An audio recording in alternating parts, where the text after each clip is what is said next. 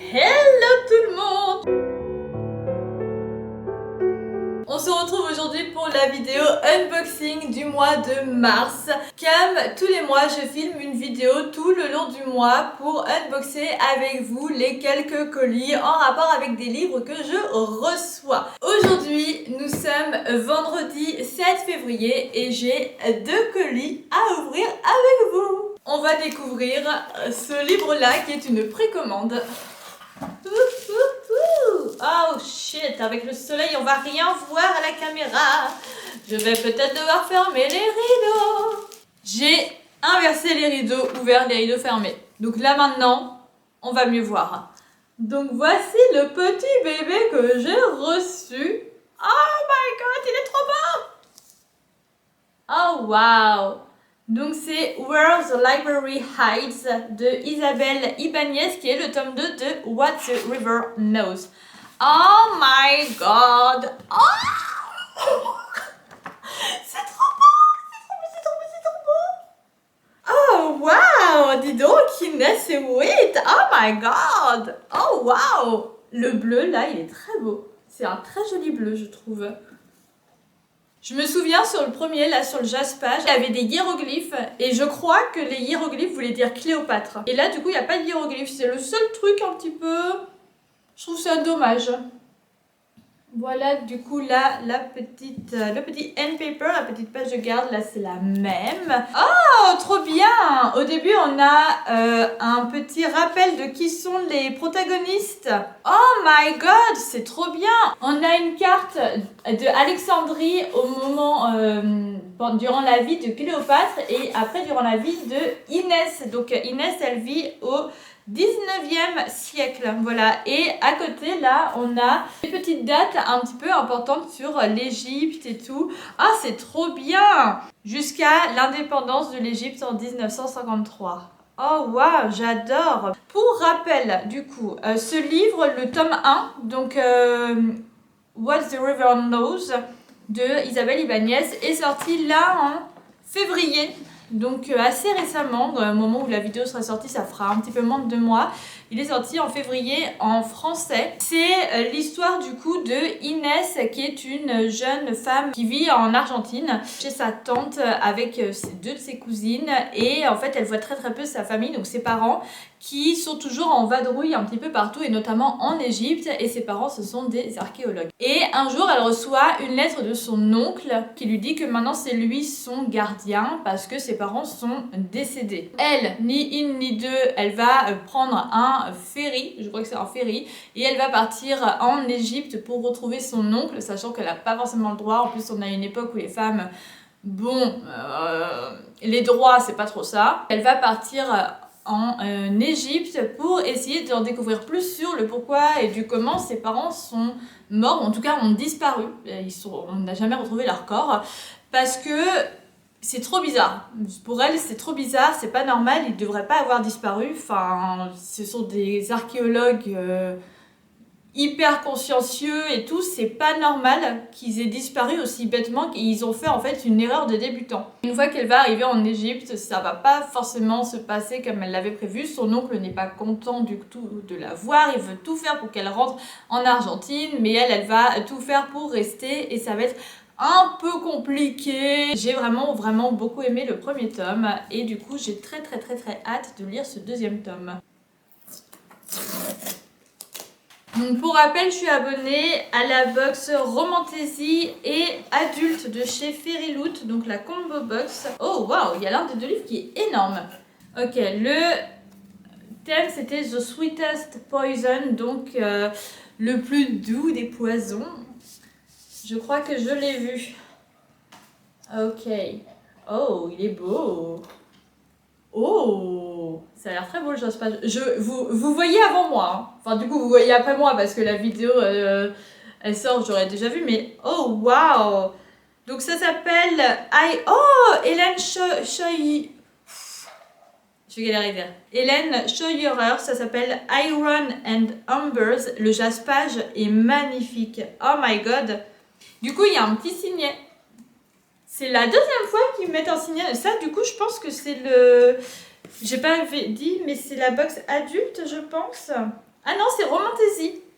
La dernière fois, c'était... mais je pense que sinon, c'est lié peut-être à la taille du livre, parce que la dernière fois, c'était dans une box adulte, c'était dans celle de décembre, je crois, qu'il y avait eu un signé aussi. La jaquette, là sur la 4e de couverture, c'est écrit la même chose. Oh, c'est pas du tout écrit la même chose selon le truc. Donc là, il y a marqué « Je n'ai jamais gardé secret ce que je veux.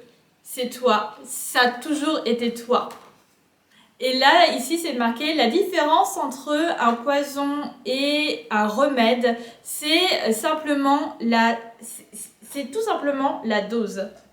Oh my god! Oh, j'aime beaucoup. Mais attendez, par contre, on en parle là du hardback. Ça fait petit herbier, vous voyez? Je sais pas. Oh waouh, j'adore. C'est trop beau. Là, c'est marqué.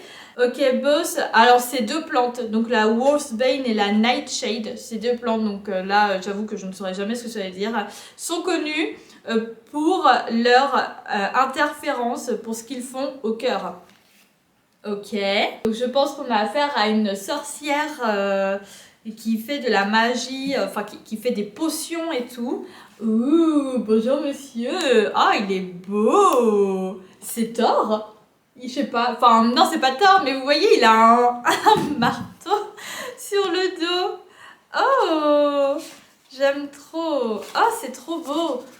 Là où il y a la signature, oui, c'est vrai que je montre jamais, mais il y a toujours une signature dans les livres de Feyenoord, mais là où il y a la signature, du coup il y a une petite potion.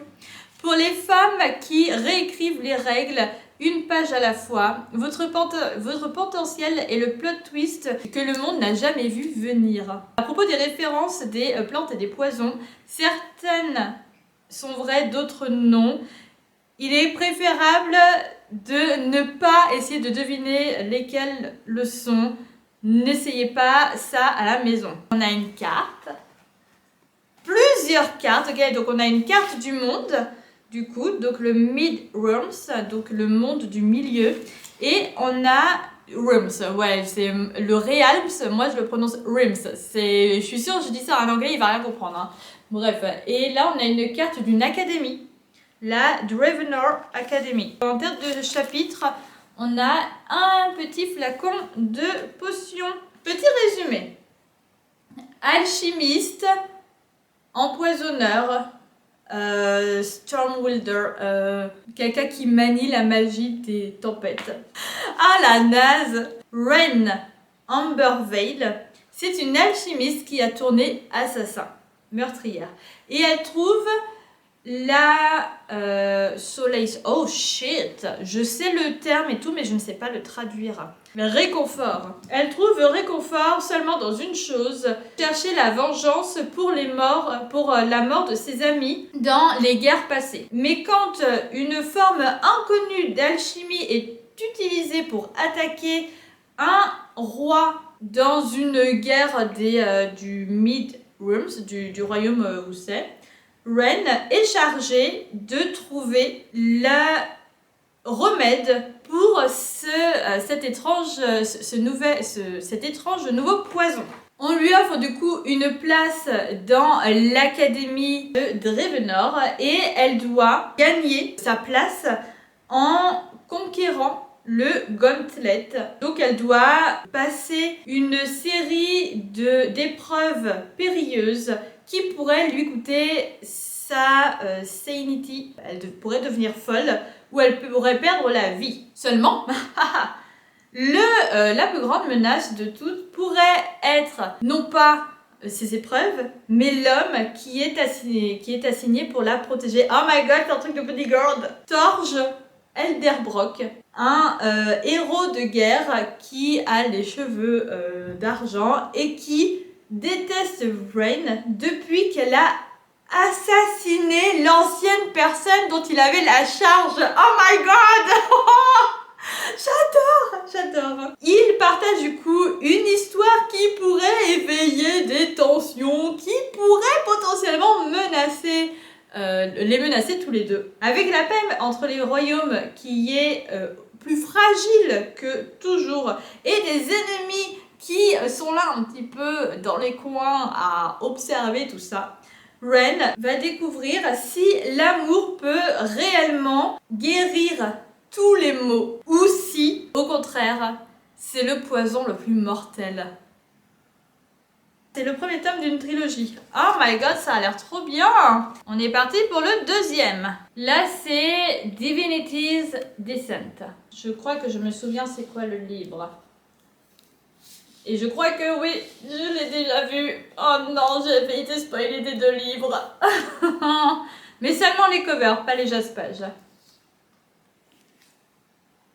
The Scorpion and the Night Blossom de Amélie Wen Zhao. Oh wow, ce jaspage. Oh my god, c'est trop beau. Oh non, c'est trop beau. Ok, en premier.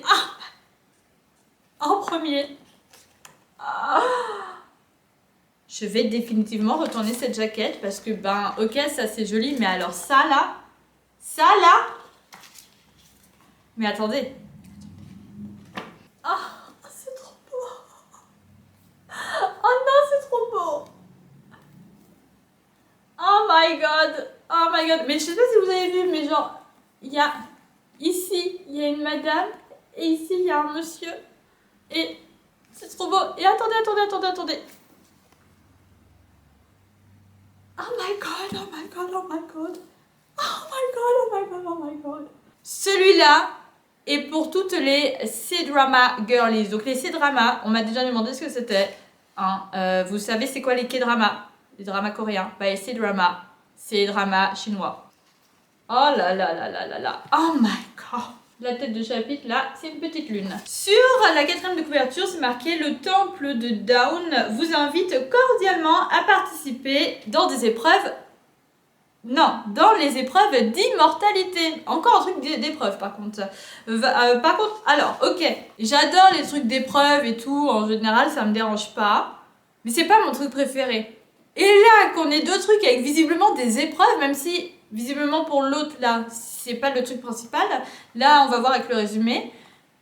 Mais c'est pas mon truc préféré, même si j'aime bien et je veux lire d'autres choses. Déjà, là, je suis en train de lire The Stars Are Dying, donc Les Étoiles se meurent de Chloé Sepanyaranda. J'adore, hein, mais je veux lire d'autres choses que des trucs d'épreuves. Donc, les épreuves d'immortalité offrent une seconde chance dans un monde brutal et sont ouvertes pour tous les mortels qui veulent risquer, qui sont prêts à risquer un voyage dans le monde immortel. Le prix à gagner quand on les complète, c'est d'avoir une vie éternelle. Han Ning connaît le prix pour sauver, pour soigner sa mère mourante et qu'elle va avoir besoin de toute l'aide qu'elle peut gagner si elle les complète. J'imagine les épreuves immortelles là. Mais quand l'un des autres participants, à la fois puissant et magnifique, lui promet protection et une chance de gagner pour Han Ning et sa mère, elle va avoir besoin de trouver rapidement si elle peut réellement lui faire confiance alors qu'elle est en même temps en train de tomber amoureuse de lui, ou si au contraire c'est le joueur le plus dangereux de tous pour elle, mais aussi pour tous les mondes. What? Mais pourquoi pour tous les mondes? Oh what? Ok, donc à mon avis c'est un truc où il y a des contestants de plein de mondes différents qui peuvent se rejoindre et sans ça ils ne se seraient jamais connus dans ce monde, ou alors c'est tous les mondes, genre le monde des humains normaux et le monde... Je sais pas, je serais curieuse, mais pourquoi du coup ce serait le joueur le plus dangereux pour elle, mais surtout pour tous les mondes? Je suis très intriguée, mais ça a l'air trop bien. Et ben je suis très surprise parce que nous sommes le 28 mars et je vous retrouve seulement aujourd'hui avec un colis parce que toutes mes box du mois sont en retard. C'est une précommande que j'avais effectuée chez Waterstone. Ça va madame? Je te dérange pas? Hein? J'ai des poils de chat plein de nez.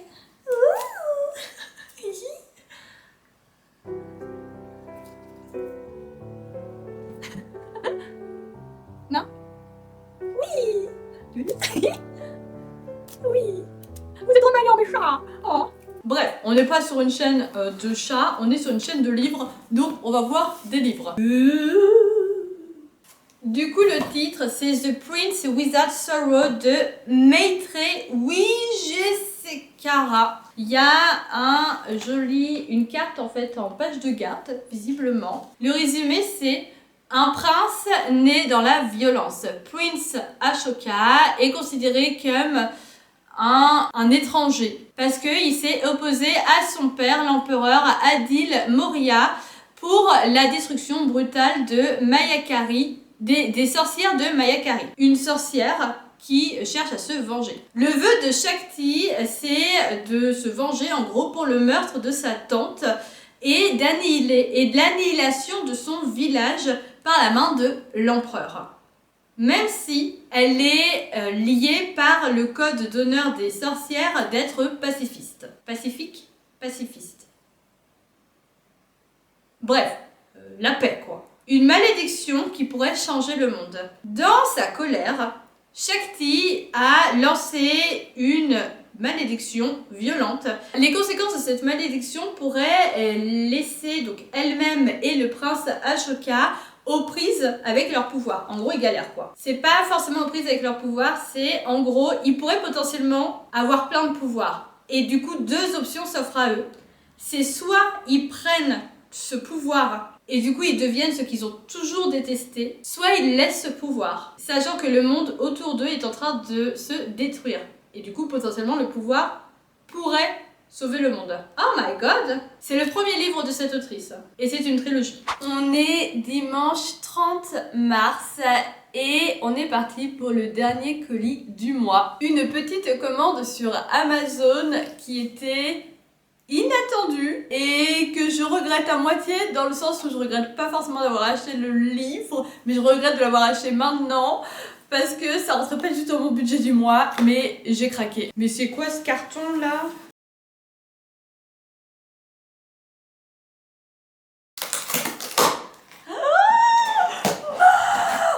Il est abîmé. Il est abîmé. J'ai la haine. C'est du coup From Blood and Ash avec la jaquette déglinguée ici. Je suis ravie. J'avais déjà lu les 3 premiers tomes. Donc en fait, je me suis arrêtée juste avant le moment où il faut passer au premier tome de la saga préquelle en français. Sauf que maintenant... Ah mais il est abîmé à plusieurs endroits en fait. Sauf que maintenant je peux plus lire ça en français, la traduction. Déjà en vrai, quand j'avais lu les 3 premiers tomes, même si j'ai grave aimé, j'étais un peu cringe. La caméra vient littéralement de te dire ta gueule. Elle avait plus de batterie, elle s'est éteinte. J'avais oublié qu'elle avait plus beaucoup de batterie, c'est ma faute, j'ai pas rechargé. J'avais beaucoup aimé, mais je savais pas trop, il y avait un truc qui me dérangeait, je savais pas trop. Maintenant du coup je comprends, c'était la traduction en fait qui me dérangeait, mais je me souviens que quand je l'avais lu, en plus c'était ma toute première romantaisie, j'étais perplexe, je savais pas trop. Et en fait, ben, maintenant que je lis en anglais et que du coup je suis un peu plus au fait de ce genre de choses, parce que ben quand tu te renseignes pas et tout, enfin tu sais qu'il y a de la traduction, mais tu fais pas plus attention que ça, tu sais pas que il y a des différences dans les traductions, tu sais pas tout ça. Même si j'avais eu un cours sur la traduction en licence, j'étais pas plus renseignée que ça. Du coup j'étais un peu perplexe et maintenant je comprends. Donc je vais continuer la saga, mais avant de la continuer, je pensais la recommencer du début avec ce livre déglingué du coup. Non, bah je vais faire un message à Amazon, je vais dire s'il vous plaît, vous pouvez m'envoyer un autre, mais ça veut dire que je vais devoir envoyer lui et... Ça me fatigue d'avance. Putain, mais ils peuvent pas protéger leurs livres, sérieux, enfin c'est pas compliqué, ils mettent ça dans du papier bulle ou quelque chose, enfin... J'ai la haine. Si c'était juste les pages au-dessus là qui étaient un peu abîmées, c'est pas grave, mais là la jaquette elle est déglinguée. Enfin, elle est déchirée quoi. Bref, c'était du coup le petit unboxing du mois de mars, on est en mars. En tout cas, je vous remercie d'avoir regardé cette vidéo jusqu'au bout. N'hésitez pas vous à me dire ce que vous vous êtes acheté durant le mois de mars, ça me rend très curieuse. En attendant, je vous fais de gros bisous et je vous dis surtout bonne lecture.